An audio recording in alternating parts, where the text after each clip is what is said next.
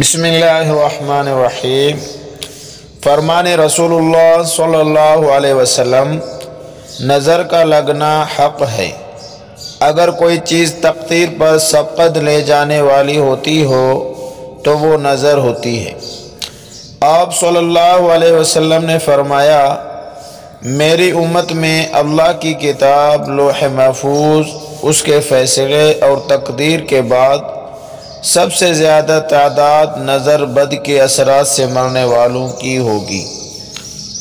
آپ صلی اللہ علیہ وسلم نے مزید فرمایا، نظر بد ایک اچھے بھلے انسان کو قبر میں اور اونٹ کو ہنڈیا میں داخل کر دیتی ہے۔